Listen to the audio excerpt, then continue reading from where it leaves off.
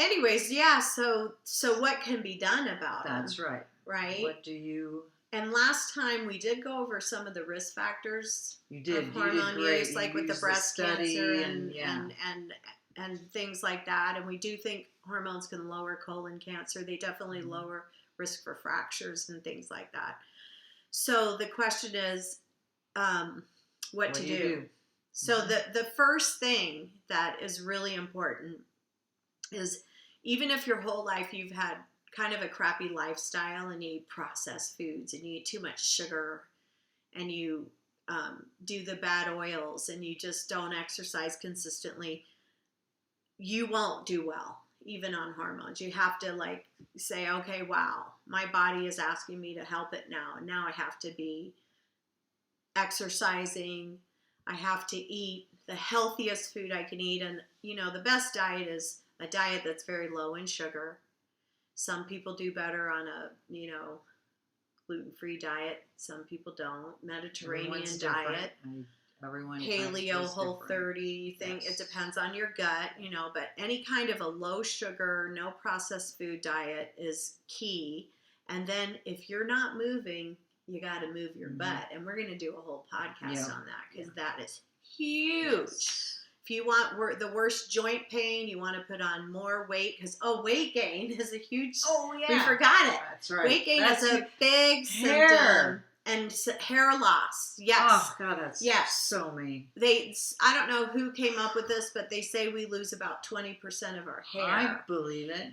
With menopause, and then we forgot that one, and then weight gain, because even if you were eating the exact same thing every day, and you hit this menopausal time, you will put weight on. You have to shift down to eating less or whatever. And then what we will get into is, huge resistance training. Yeah. Gotta we lose even more muscle. And then we have more cortisol, so we end up putting on a little more in the gut, which... because of lovely stress and anxiety. Yes. Yeah, and menopause makes it even go up higher. So... But, okay, so that is key. That's the first thing to start with, is like, if you don't have any of those good habits, you have to do those. And then a lot of women are stressed and have issues with, living in that fight or flight stress symptoms. So some kind of quieting is important, I think, like meditation, right? Yeah. If you're not doing some kind of mindful... And we'll do a whole thing on that, because I love my meditation or yoga. Yoga's quieting. Yeah, gratitude journals, which have science to back up that they really do help us. All those things are very important, because if you're not going to work on your mind and help your mind have better thought patterns, you're not going to do very well, right? So some kind of quieting is important. And then if women are still struggling, and a lot of my patients, by the time they have come to see me, they have tried things like black cohosh and ashwagandha and ginseng and some of those things that do have benefit for women. And they are just saying, I can't live this way. And it's about quality of life. So if someone comes to me, they're doing all these healthy things already. They've tried all these different other products that you could get over the counter, and they say, I can't live this way, my quality of life is horrible, then they're a candidate for hormones. And like I said last time, back before we knew how to extract estrogen from things, women would get so desperate they would do just crazy things like, take pig ovaries and pulverize them and try to drink them down because they were so desperate. So now we know how to extract the hormones. So then that's a person, like if you say, oh yeah, my quality of life is terrible, I need something, and you're a candidate for hormones. How do I know if someone's a candidate? Well, number one, they can't have had a blood clot to the lungs. Then it's a contraindication. Although I have a funny story about that, because I had a patient who came to me and she was on Premarin, and she was on the highest pill form that you could get, which pill form increases the risk for clotting factors. So I was like, well, she had a history of a pulmonary embolus or a blood clot to her lungs, which can be fatal. And I said, who gave you these hormones? Because you're not supposed to be on them. And she goes, I lied. She lied because she felt so crappy off of them. I said, but you know that, a blood clot to your lungs can kill you. She goes, yeah, I don't care. So what I did for her is I said, okay, I lowered her dose and I put her on a non-pill form, because if you take a pill, it goes through the liver and it increases clotting factors. But we know from studies that some non-pill form products don't increase the clotting factors. However, there is a new estrogen product now that they say their form of estrogen, when you swallow it, doesn't change the clotting factors. So they have some data to show they don't increase the risk for blood clots to the lungs. But anyway, but in general, if you've had a heart attack or a stroke, or if you've had a blood clot to the lungs, or even blood clots to the legs, you have to be very careful taking hormones. So, and history of breast cancer, right? So, you mean the pill? No, just hormones in general. You're really considered to not be a candidate for hormones. Now, of course, there are women like that one. She had a blood clot to her lungs, and she said, I don't care. I'd rather die than feel this crappy, and I'm willing to lie and try to get my hormones. So then you just try to make it safe for people. And there are breast cancer women who will, beg for hormones. And not everyone has a hormone positive breast cancer, like where the receptors on the breast cancer are stimulated by estrogen and progesterone, and especially in those patients.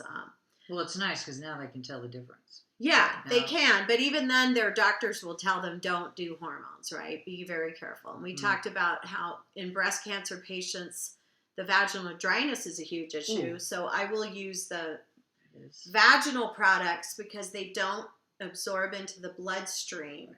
And you can monitor that a little bit, which I used to do. I used to check everyone's level to make sure they weren't absorbing it. And some studies have shown, even though the numbers are small, that breast cancer patients haven't necessarily had an increased risk doing that for sure. And right? I love that you recap that, because I can't tell you how many patients have been told by their doctors, because they do vaginal estrogen, they cannot take as systemic. Right. Now, systemic for some women helps the hot flashes of the night, so it's the moodiness and all that stuff we talked about. But it doesn't help their vaginas get right. We talked about that before. Yeah. So some people just will have to do both. Yes. But if you have someone who you're worried about taking hormones, like a breast cancer patient, but they need the vaginal help, those products are great. And then you don't do anything systemically, right? That absorbs into the bloodstream. So, so let's say someone comes in, they're not a risk factor. Another one that nobody talks about is alcohol use. If you are a drinker, first of all, it's so unhealthy to be a drinker. Like the people who come home and have the 1 to 2 to 3 to 4 every night, bad news bears. Increases breast cancer risk. And also, it's a sugar, and it affects your gut, it affects your brain, it affects our sleep. Anyways, so if you have someone who drinks a lot, and I tell my patients, if you like to drink every night, I don't think you're a good candidate to take hormones, because the combination of hormones and alcohol use ups that breast cancer risk. That's what I think. My theory is that it's one of the reasons some women have such a response to taking hormones with breast cancer. It's because we're not really telling them better watch the alcohol. And and of course people aren't going to admit, and everybody, and right? I can't tell. I mean, well, yeah, I'm glad I don't, but so many people do. Right, if you go home and have 3 or 4 drinks at night, and you decide to take estrogen, you got to be careful. That breast cancer link is big. They did a study on teachers. Every night, I wouldn't do it. Yeah, 3, as a guideline, we say like 3 times a week, maybe 1 drink, maybe 2 at the most. Wow. But you have to really watch that. So they did a study on teachers, and they had them taking just the hormones and then they looked at the alcohol use. And if you were hormones plus alcohol use, breast cancer went up. Dang. So I always tell people, we don't talk about it enough. No. And so I tell my patients, I go, okay, you want hormones? Okay, you better move your butt and do some form of exercise. Walking's great. And then you better not be drinking every night, because you're not a candidate in my view, because I don't want to increase the risk of breast cancer. And then you better be eating healthier diet, right? Now, one of the things I wanted to mention quickly is my patients will go, can I lose weight on hormones? You for sure don't gain weight. Losing weight sometimes, but it's because women feel better, like they're sleeping better. And we all know that when we're tired and we feel horrible and we're achy, we're not going to go exercise, right? And you're less likely to eat healthy. You just don't care. You're like, I don't care. Right. So for sure, we have to make sure that we add that in as part of, like, you want hormones, then you can't do that anymore. You have to find a way. But in that way, hormones could maybe affect weight, right? Because if you're feeling a lot better and you have energy and you're doing all you're eating better and you're moving more, then it can make you lose weight. But, I used to hear those commercials where they go, yeah, take estrogen and lose weight. And I'd be like, doesn't work. Don't do it. Yeah, there was something like that. But, okay. So then if they're a candidate for hormones and they don't have any contraindications, I did have a patient who had a heart attack and she came to me and she was taking hormones. And she didn't care and she wanted to do it and we went through the whole thing. Anyways, so then the question is, what kind of estrogen do you want to take? We have there's the whole thing that we mentioned, I think, last time about bioidentical. Yes. That people think it's better, and doctors will say, you need to be bioidentical. Yeah, and most products are nowadays bioidentical, and a lot of women don't think the FDA-approved products are, but they are. Like the patches have always been bioidentical. Yep. And then now, because of the fact that we can extract the estrogen from plants, almost all the products, the compounding pharmacy and the FDA products, they get the same estrogen, and it's all bioidentical pretty much. The only one is Premarin that's comes from the pregnant mare's urine, like we talked about before. And otherwise, there used to be another one. Well, no, that came from plants, but technically it wasn't bioidentical. It was called Senestin. I don't even think it's around anymore. Anyway, so pretty much everything is. Okay, so the one advantage to the FDA-approved products is they get spot checked, and they have to be very consistent with how much estrogen is in the tablet. Right. Yeah. Where the compounding, if you have a good one, they can be great, but if you don't, it can be an issue. Anyways, so women then have to decide, do they want a pill? Now, we talked about that. If I have a younger, super healthy person who's super fit and they move and they don't have any risk factors and they go, look, I just want a pill. I don't care. It goes through the liver. It increases clotting factors, but their risk of a blood clot is so low because of their lifestyle. Then you could say, yeah, go ahead. There's the estradiol that's bioidentical. In the pill form, it's generic and it's cheap. So it's super cost effective. Now, the half-life of it usually comes in 0.5 milligram, 1 milligram, or 2 milligrams.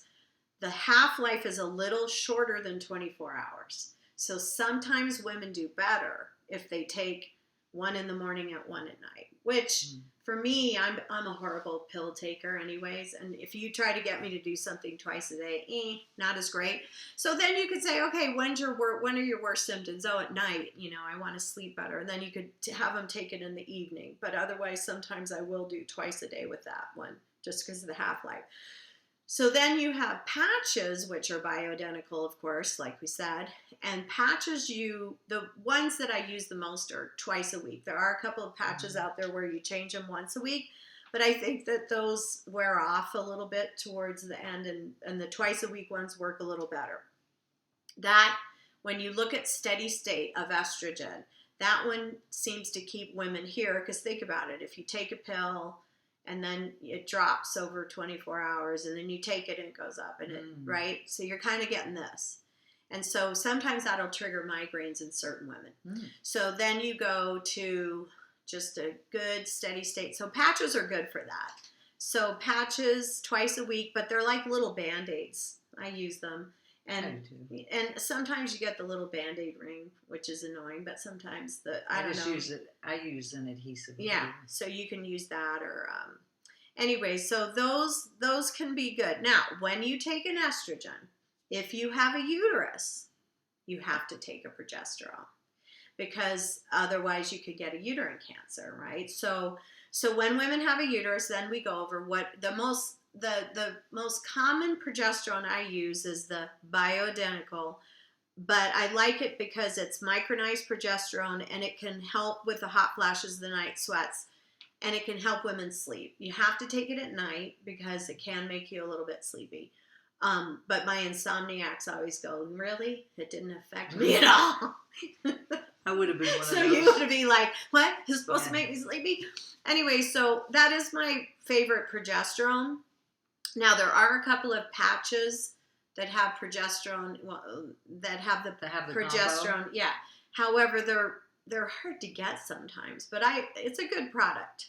There's some combination, like combo patch, that has both, but in general, you kind of have to do separate these days. So if I had someone on the patch, I would say, which progesterone do you want? That one is the one I usually start with. And it's enough to protect the uterus. The problem with progesterone creams, like we talked about last time, is some women don't absorb them, and then they're not protecting their uterus. So you have to be so careful with the cream. So if I have someone on estrogen, I want them on the pill form of micronized progesterone. So there's micronized progesterone, you take it at night. Then if I have women who have a lot of, maybe they spot bleed, because the other thing, sometimes hormones will trigger some bleeding in women. Who wants that? That's the one benefit of menopause, right? Right. No periods. Why do you want to bleed? No, thank you. So then I would use a different progesterone, sometimes called norethindrone acetate. It's the progesterone that is in a lot of birth control pills. Norethindrone acetate. Yeah, say that again. Norethindrone acetate. The brand name, which is easier, is Agestin. It's Aygесtin. But that one only comes in a 5 milligram tablet, and you don't need 5 milligrams in someone just to protect their uterus when they're on an estrogen. They do half a tablet. So I have them just cut those in half.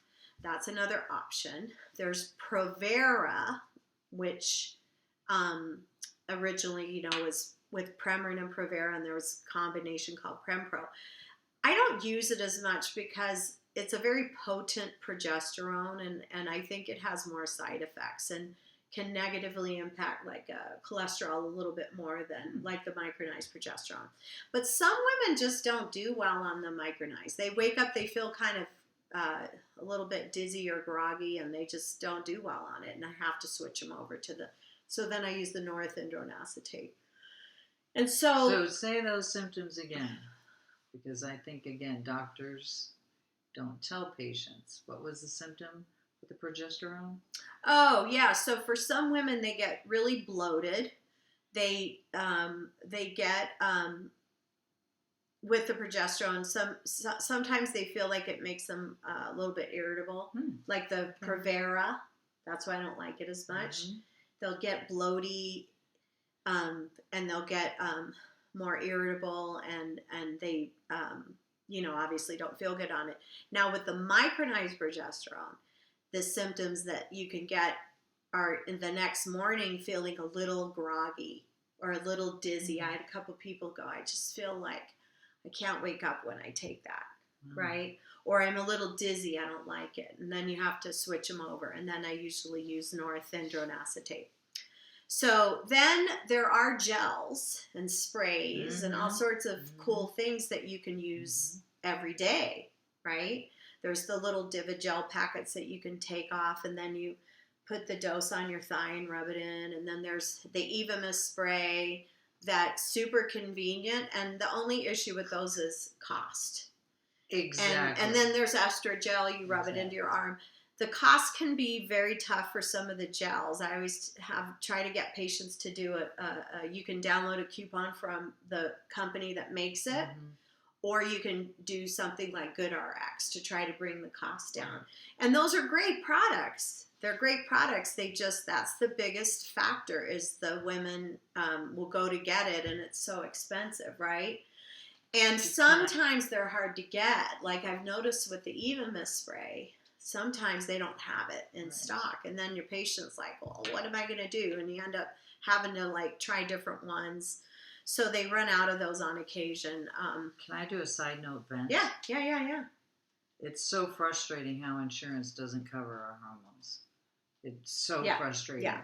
And I Well- think it inhibits women from getting the care they Yeah. should get. Yes. And I'm going to say this, and a lot of us women know, with the insurances, we don't get hormones, but the men will get their erectile dysfunction meds covered. Well, And, and exactly. That's my vent. And then what happened too was with Women's Health Initiative, when they're like, hormones are bad, they'll kill you. Yes. A lot of the insurance companies go, especially Medicare. Medicare usually leads the way. Like if they drop something, all the other insurance companies go, well, then we're not going to pay for it either. Mhm. So they started making it more difficult.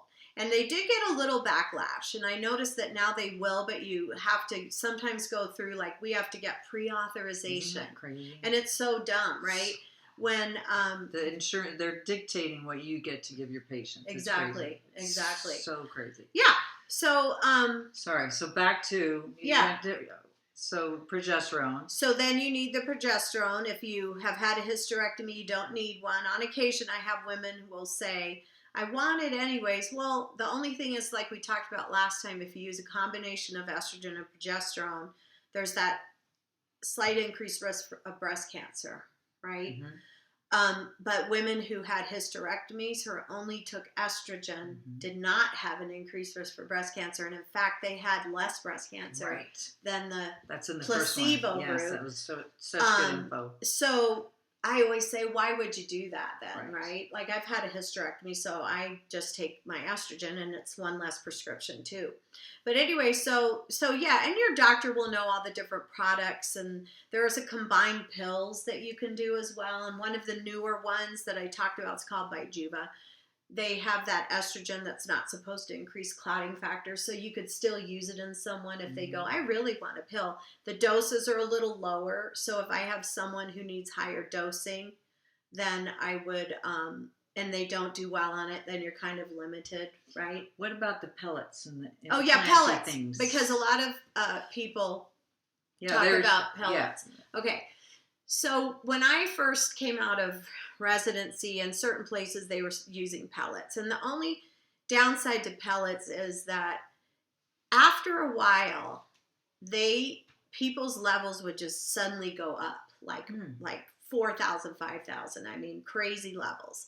So you have to be very careful with them, and then you're kind of stuck with whatever you're getting, for the month or 6 weeks or wherever you're getting it from. They implant it in the subcutaneous tissue, and then it puts out a little bit every day, right? And then when they pull it out, so I really don't know. Yeah. So they just slide something in, and it gets absorbed completely. Yeah, and it puts out a little bit of hormone every day, and then it just gets dissolved, and then you have to just get another one. Yes. Do they put it in the same spot? Different? That I don't know, because I don't do them. Right. I'm not sure. I would think they do different Okay. place. But so that's the biggest issue. And I feel like women can get good management if their doctor's working with you, like, hey, how are you doing? And upping the dose if you need to, or, without having to do pellets. Because eventually, and shots too, sometimes like in women who had hysterectomy and you take their ovaries out, they're so symptomatic, and the stuff we give everyone else is not enough, and I have to give shots. And eventually, just had this happen last week or the week before. One of my patients is feeling horrible. She's like, oh gosh, I think, and she was like, she had, started shots again, or I don't know. She was doing them herself, and then I go, well, sometimes if your estrogen goes too high, you feel like it's too low. You feel terrible. You can't sleep. You can have hot flashes and night sweats. Her level was 4,000. And I go, it was too high. So we knew not to give her more. We knew that we needed to be careful with what she was taking, right? So anyways, I know that and then there's also women who have asked me about, there's a progesterone IUD, And that can protect the uterus. Like if you have one of those and you take estrogen, you don't need to do a pill that form. sounds good because it's right where it should be. And exactly. So it protects the uterus. It doesn't give you a lot of progesterone absorption. On occasion, I have patients who, no matter what kind of progesterone I give them, they hate it. They just said they don't feel good. There's a thing. There are some women who are very sensitive. That's a great option, and the only downside is insurance will not cover it for that. Yeah, that just gets me so. going. And they're $1,000.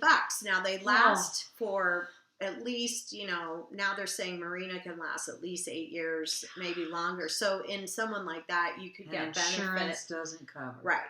But so if you have someone though who's super sensitive, then they would consider maybe paying for that. Because then if you break it down over the 5 to 10 years that you're going to use it and keep it with the progesterone coming out every day, that is more cost effective. But that's the downside. I think in Europe they use those, and I don't know if they're covered, but they use them a lot more in women with menopause to protect the uterus. Because maybe their health system covers it? Yeah, maybe. So here's the thing. We'll wrap it up now because we don't want to go too long. Right. Let's recap menopausal things next time and maybe go over some of the more non-hormonal. Next week? Yeah, because that way we don't lose people, because after a while you're like, okay, I'm menopausal. I didn't sleep last night. I got to go to bed. But yes. Right? So does that sound good? I think the main message too, which I have to keep emphasizing, is someone that gets to have you as their doctor is so great, because people need to know they need a doctor that goes by how they're feeling. Mm-hmm.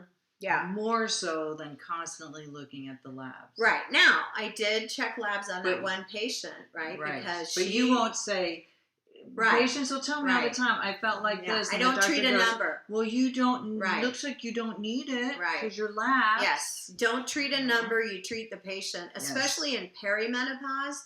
If you check those hormones, most women look great. Mm-hmm. And they're like, no, I don't feel good. Yes. So you're treating the symptoms. And like I say, I treat patients, not a number. Some women will feel great at low numbers. I love that. They're feeling great at low levels of estrogen. Others, you need to get them up a little bit higher. Yep. So that's the key. And perimenopause, most of the time when I check their labs, they happen to be good that day because it's right. And then you're not going to go, oh, you feel horrible and you're having hot flashes and night sweats on and off and you're moody and your husband wants you to disappear. Or you want to kill him. I think that. Then you're going to still treat that, right? You're going to still treat it. And it's a little different. Oh, so next time I want to talk, Lisa, can you mark that down? That's our sister, our producer.